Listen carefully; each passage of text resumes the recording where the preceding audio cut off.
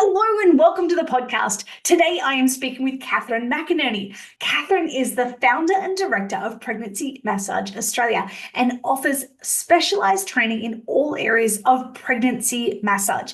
Catherine has been a remedial massage therapist, pregnancy and postnatal massage educator, and clinician with over 25 years of experience. She is recognised as an expert in her field and offers Australia's leading perinatal massage education with a focus on women's health during childbearing years. Catherine held the position of Director of Cochrane College of Massage Therapy, which as a registered training organisation offered nationally recognised training for over 14 years.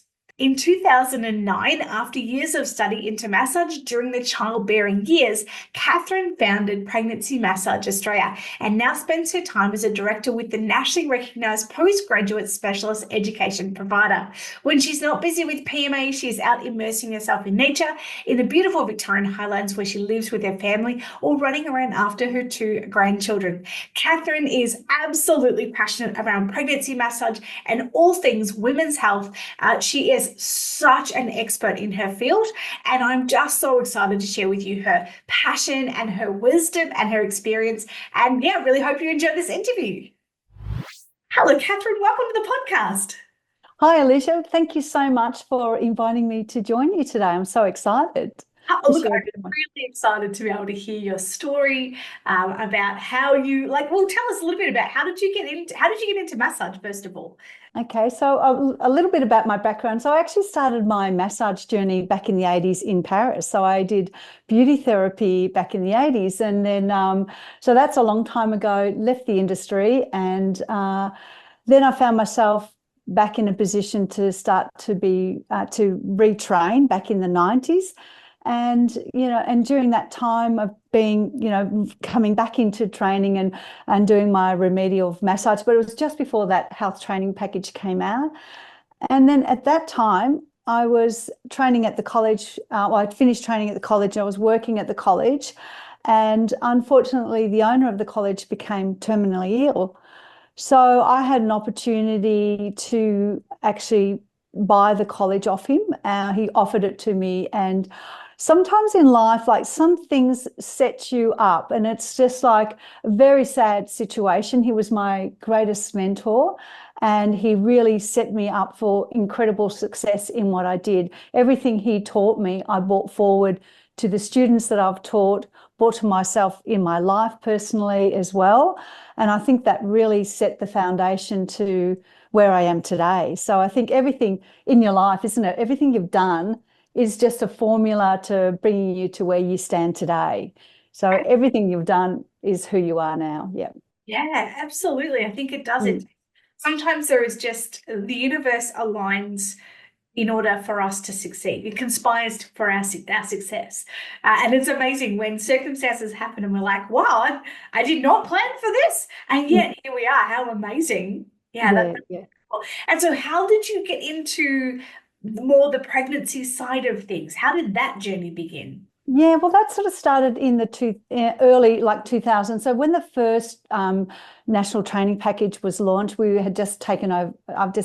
Bought the college, and so we had to adapt the training package to our curriculum, which was luckily we already had an amazing curriculum. And I thought, really, there's not much on women's health because it's very focused on sports injury and remedial, and I think pregnancy massage is remedial anyway. But we'll go back to that. But it was really not much in women's health. And I know that there was a lot of things on treatment for hip and so on. So what I found was, after writing that training package, I thought we really need to have this focus on women's health. So I started developing a training like postgraduate training in pregnancy from 2000. And from there, then I became pregnant. So I thought, maybe I needed to test the journey and see what it was really like. And so I became pregnant in 2003, but my journey was very challenging. So I'd already, I have two other sons, so I'd had very sort of easy pregnancies. And so with that, it put this just turned life on its head. So I was quite well, reasonably well in my pregnancy, but my son wasn't in utero. So when he was born, then he was a NICU baby, so a neonatal intensive care. So he was extraordinarily unwell. I was running a college, you know, in and out of NICU. And so it was the most challenging time of mine and my husband's life. We were running the college. So in that, I don't know, it just had that moment of like, oh my gosh, what are women experiencing in their pregnancy? And how can I support those women? How can we really make a change, but really listen to their stories and know that what they're experiencing is quite unique and different, and knowing that, you know, everything, you know, most women hopefully, you know, have a great journey, but it's being in that NICU,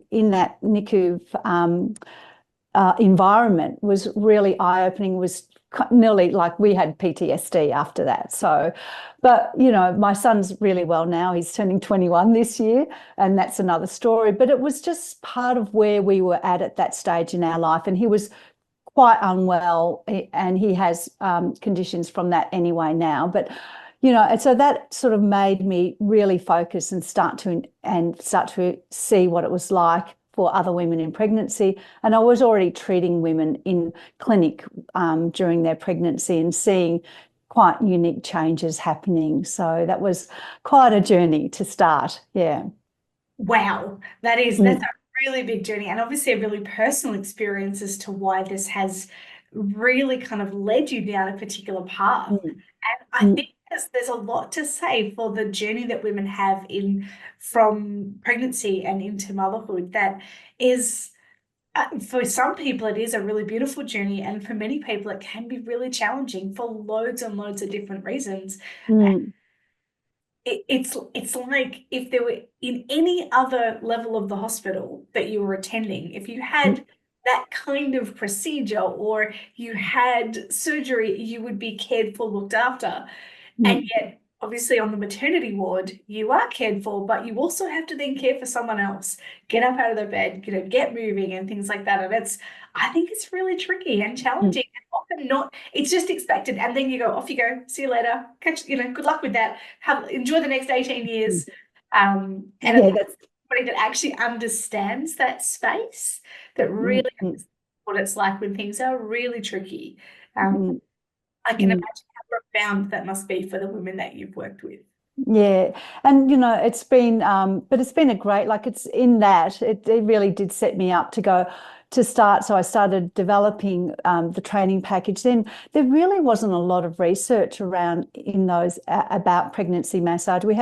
There was about 5 women around the world who were really experts in perinatal care and in massage. So I started connecting with those women, women like Susan Yates, who's been a great mentor of mine, Elaine Stillerman, and so on. So, you know, so they were sort of great to have that opportunity to connect with and train with. And that really helped to formulate the programs that we've formulated. So it took some time. And even like when I think about when I was teaching in remedial at our college in Melbourne, it was, you know, I could see that what we were teaching was, you know, so every time I was teaching something, particularly when looking at hip pain or lower back pain, and in the back of my mind going, now how can we adjust that to make that really work for women in pregnancy? Because I'm seeing this woman who's really got some pelvic girdle pain. So what do we need to do to make this work? And so I started investigating and trialing treatments on women back in the early 2000s to see,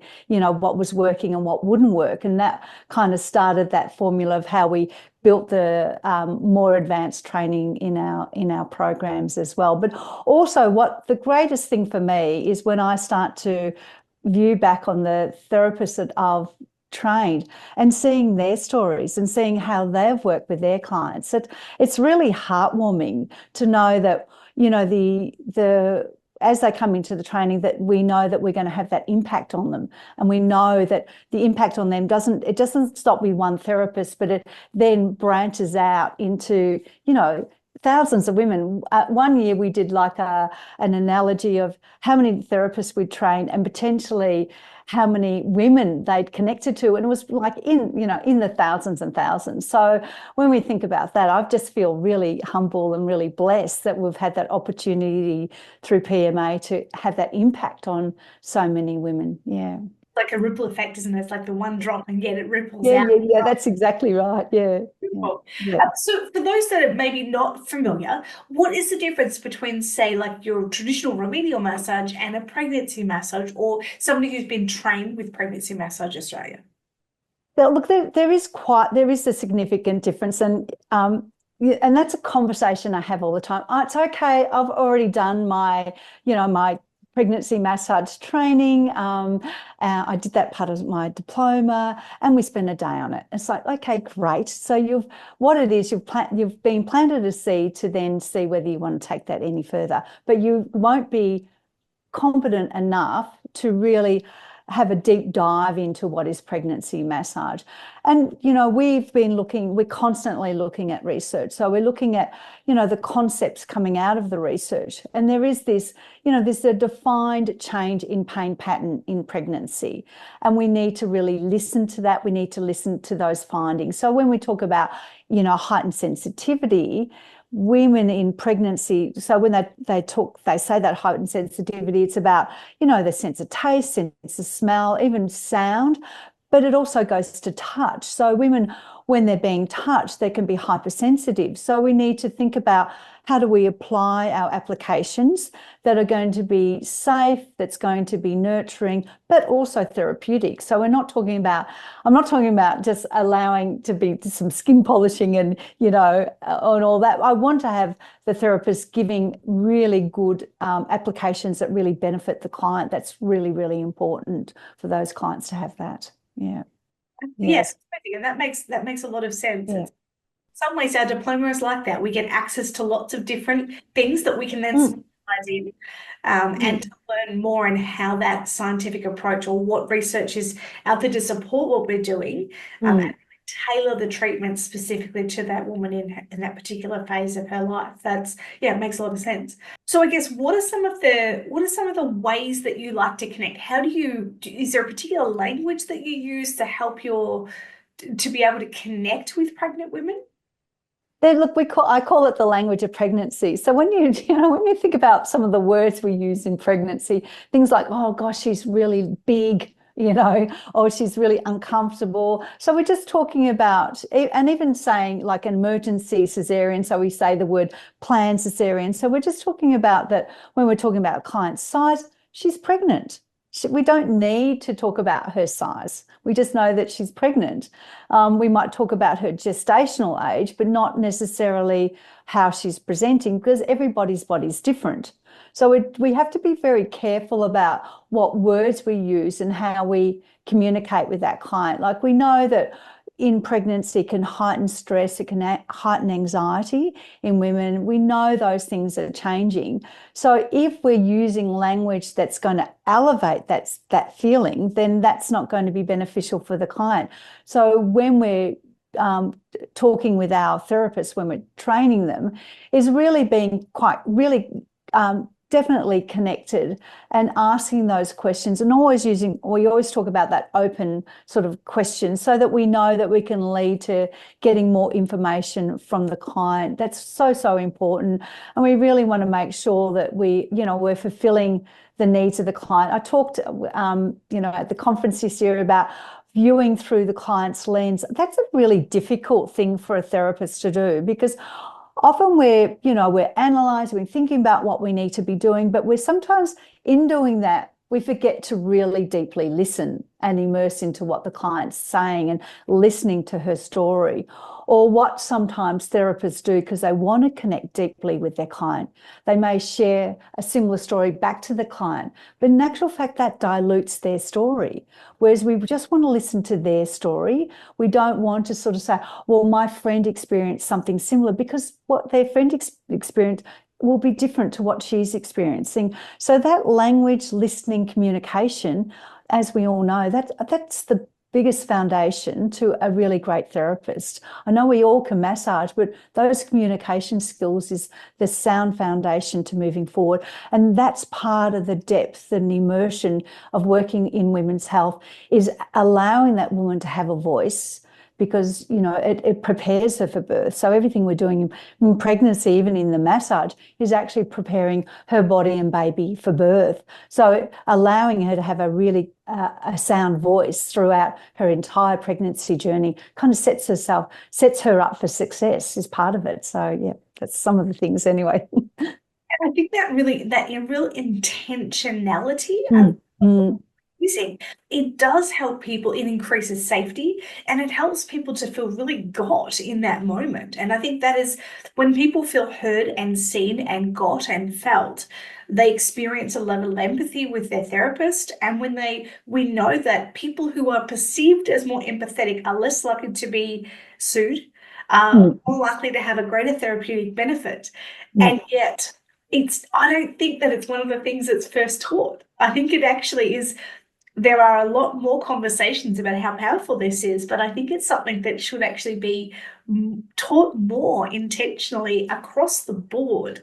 Know how this stuff affects the outcome of our client. Yeah, because often, you know, when we're looking at when therapists are training, they're often thinking about what they're doing with their hands, and not what they're doing with their mouth or what they're doing with their thoughts and their mind. So they're busy thinking about what they're doing with their hands, whereas the power of speech is, you know, and even just getting, you know, consent during treatment, like the way we talk about that, and particularly in pregnancy, we want to make her feel she needs to be feeling safe. So all of those set intentions are so important for the client as well. What about misconceptions? Are there misconceptions out there for practitioners or therapists? And how do you kind of talk your therapist through that? Where do I begin? It's just so there's a term that they call, and that's where the word midwife comes from, because it's this term of gossiping. So in pregnancy, there's all this gossiping that goes on, and you know, obviously with social media, the gossip radar has spread enormously. So there's just so many aspects, and it's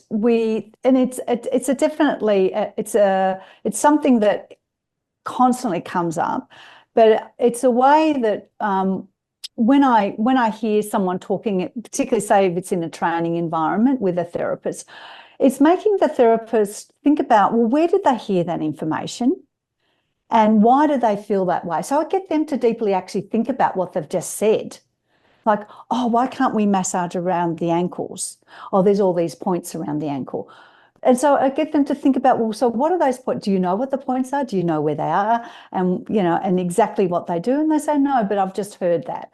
So it's about when I'm hearing things, particularly from therapists, I want to make them feel that they're not disempowered by making the comment, but, you know, to get them to think about how they pull that apart and then think about why that could be completely wrong, so that when things do arise, that they have sort of a system in place that they can think about what they're hearing and think about whether that's relevant or not. And, you know, things like massaging around the ankles, massaging around the shoulders. You know, we hear words like induction massage, which is ethically completely wrong, because induction is a medical intervention. And if we could massage on a point and make someone go into labour, why would we need medical induction? So, you know, I kind of make it a bit playful, because it's really is quite, you know, humorous in some aspects of what some of the terms and things that we hear. And even a great story, one of my great stories I shared we share in training is with a woman who was coming to see me, and she was in her first trimester, referred by an obstetrician to see me. And she was driving in her car and she was speaking to one of her friends, and she was only 8 weeks. And her friend said, oh my gosh, no, you can't have a massage in your first trimester. So she rang her obstetrician and said, why are you sending me to see Catherine for a massage? And so the obstetrician just said, look, please just put your foot on the accelerator and please just drive and go and see Catherine. So this woman, she was sort of a highly stressed, anxious woman anyway. And, so when she came in, I had to bring her down from that moment of, oh my gosh, am I safe? What am I doing here? And, really, but also let her consent to treatment and make sure that she was in that right space and she was very safe. So that conversations that we have, I am working tirelessly to break the conversation around those misconceptions, because we need to all speak the same language. We need to all be on the same page so that all women have a greater understanding of what is safe and what isn't safe in pregnancy. Yeah, definitely. I feel like at times it's a real honor because people will tell you very early on, like, I'm just letting you know that I'm pregnant. I'm only 6 weeks or only 8 weeks. It's like, yes, it's completely safe. Yes, I'm glad you told me. Thank you. Yeah. I think it's kind of an honor when they share that with you. Yeah, and that's another good analogy, because you've treated her 6 weeks. Perhaps she's been in 2 weeks ago, or even 4 weeks ago. So you've already treated her when she was pregnant, when she didn't know. So it's about then adapting and changing what you're doing moving forward. So that's the main thing. So I feel it's more high risk postnatal than it is in that first trimester. But anyway, yeah. Yeah, no, that's fair. How do you see the role of pregnancy massage evolving in the future of maternal health care? Well, there's a big question. My aim, and it's my focus, I've been working in this space now nearly coming up to 25 years. So I really want to see pregnancy massage part of prenatal care. We're nearly there. We can see that we work really well collaboratively with, not necessarily with hospitals, because hospitals, that's a harder network to get into, but working collaboratively with the midwives, private OBs and private midwives and so on. So, or shared care GPs. So we look at educating them around the benefits of pregnancy massage and prenatal massage, so that they understand what the benefits are for their client. I really see it should sit. So when we talk about that collaboration, it's within that cycle of all prenatal care, where physio will sit, where osteopathy will sit, naturopathy will sit. So we're part of that woman-centered care. That's really important. So from 20 years ago, really no woman really knew that they could have a massage in pregnancy. Whereas now, like, we are, constantly getting connected, with other health professionals looking for trained therapists to come and work for them. So there's a big growing demand for prenatal pregnancy specialists around Australia and internationally as well. Yeah. Which is amazing and so good. So good. To be like, yes, it really does get in. Yeah, it does. That's right. That's right. Yeah. What advice would you give to massage therapists looking to specialize in pregnancy? What essential skills or knowledge should they focus on?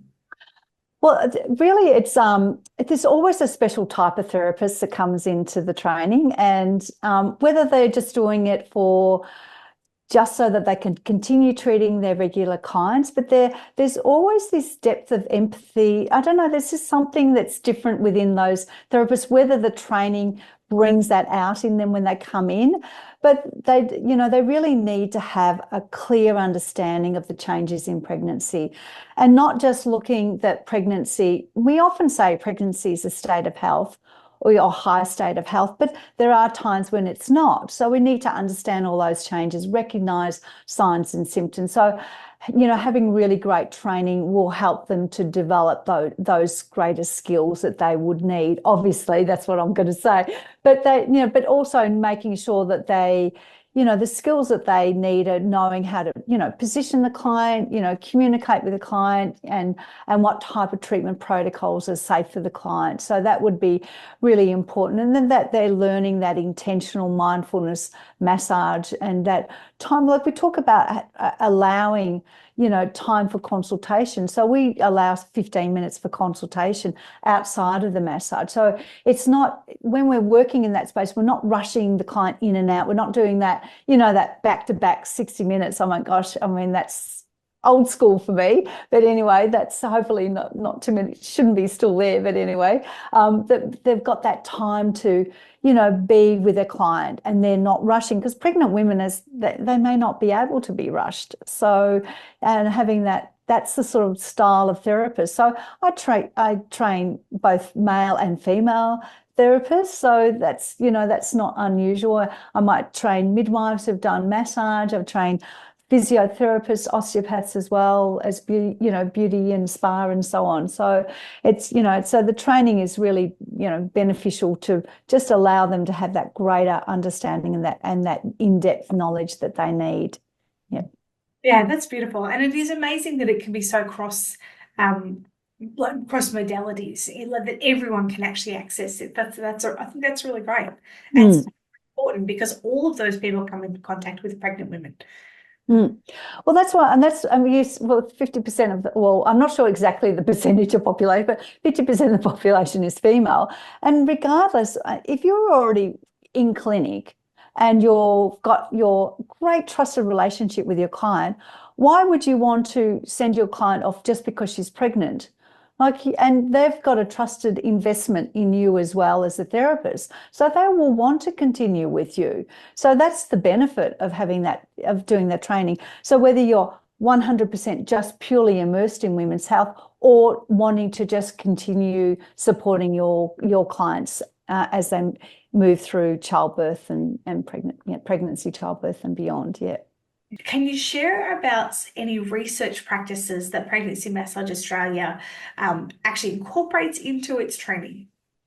We're very much evidence-based training. And as I said, like years ago, there really wasn't a lot, like back in the early 2000s, there wasn't a lot of research and evidence. So we actually started our own research program. So I'm very proud. And it was one of those moments, and it's with Sarah Fogarty. She's our researcher because she's Dr. Sarah Fogarty, and she's linked in with Western Sydney University. And she was it's a really great, I might share that story very quickly, but she was in Melbourne, she came down to do the training, and my PA said, "Oh, Sarah, you're staying near where Catherine lives," and so we were driving from Carnegie over to Kensington for the training, and my PA said, "Catherine, she'd love to pick you up and drive you over to Kensington." So Sarah and I she did the 5-day training, spent 5 days in the car, morning and night for an hour, and it was just like this, as we said about the universe. It was just a collide of great minds. And I said to her one night going home, I said, all I want to do, I want to start some research. So she got into the car the next morning at like 7 a.m. She goes, "I've been up since 3 a.m. and I've got some ideas." And it was like, so there we planted this seed. So we did our first study that started in 2017, and it was all about, we had to start, when you start research, you have to start on safety. So we looked at safety, but within that safety and that cohort of women that we treated during the research, we had 101 women come into the research. And because I had a big clinic in Malvern, and I really specialised in the clinic with pelvic girdle pain and the other therapists working with me. So we had this cohort of women from the research who had pelvic girdle pain. So we had this sort of another cross-section that came out from the study. So our first research was on the side effects of mother or child-related physical harm for massage during pregnancy and the postpartum period, and that was an observational study in 2019. So from that, then we went in, we were able to pull out what happened with the pelvic girdle pain clients. And so we found that we had this subgroup analysis. So there was another paper published with that. And that was amazing. So that then led us to doing our own feasibility study in partnership with Western Sydney University. So we funded that in partnership with Western Sydney University. So now we're looking for more funding for a bigger research program. But what I can see is this relationship with, pregnancy-related pelvic girdle pain. So all of the terms, because of research, all the terms and words that we use really changed in the last 18 months. And that's where the training is so important, to stay up to date with what's happening in the health system around women's health. So we can really see that we can have a great impact. So from that study now, I don't know whether you know of it, but there's that inquiry into women's pain that's been run by the Victorian government. So I've made a submission, and it's set around the pelvic girdle pain in pregnancy, because I wanted to raise the voice for women in pregnancy, because often women in pregnancy with pregnancy-related pelvic girdle pain aren't heard, aren't listened to, aren't sort of treated seriously.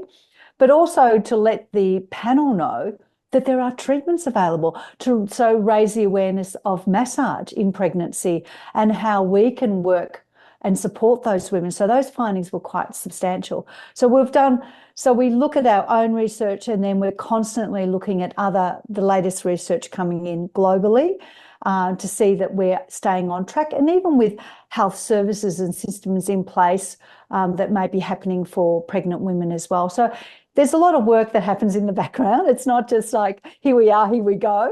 But it's really important to stay on top of all of that information, and so that the therapist, because we want them to connect with other health professionals, we want them to feel confident that they're talking the talk and they're able to use the right terminology and it's all current. That's what's going to help them to adapt and grow some incredible clinics that we're seeing, nationally now. Yeah. And so how has that shaped the way that you train now? And I guess it leads into, what are you moving into? What's been happening in the world of Pregnancy Massage Australia? Well, with the research has been a really big focus, but also just looking at how the programs run. So obviously, in COVID, we were planning to go online, and then all of a sudden, so we were lucky. We were one of the lucky ones. So we already had done a lot of work on our planning for going online. And so we had a lot of structures. We were testing platforms. We'd done a lot of filming. So we were ready to go. So that was a big shift for us to I'm very much a face-to-face trainer. I love connecting with the group. So it was like, how do we now facilitate that virtually? And for us, that's been a big shift and change for even our business model, that we never thought we thought we'd have it as a small part of our business model, but it's really now a main part of our business model. I think that's across the board in most things now. So that was, seeing that evolve, seeing how we, now we're running conferences as well. So that's been a really, we do biennial every second year. So now coming up to our fourth conference. So we're so excited, and we're able to draw in. So Sarah works in partnership with me on the conferences, and we just get amazing speakers. So we're just allowing our group to be immersed even further and deeper into experts in the field from around the world, and to connect with them. So, and even we did our conference in 2019 or 20, yeah.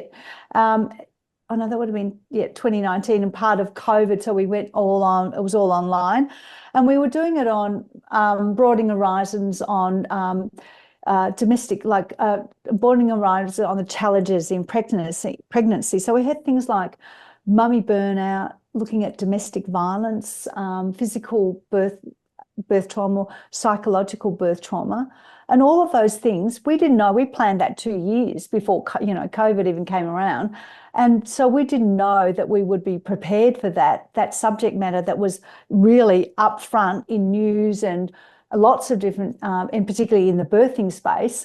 So we felt that it was just amazing that it's not a nice subject matter, but it was really good to be able to bring that information forward to our members. So we're really looking at how we can, just develop and expand our current offerings. So there's lots of other things we're planning on. So that's part of, that growth is that the conference and symposiums and things. Yeah. Yeah, amazing. So what's next for Pregnancy Massage Australia?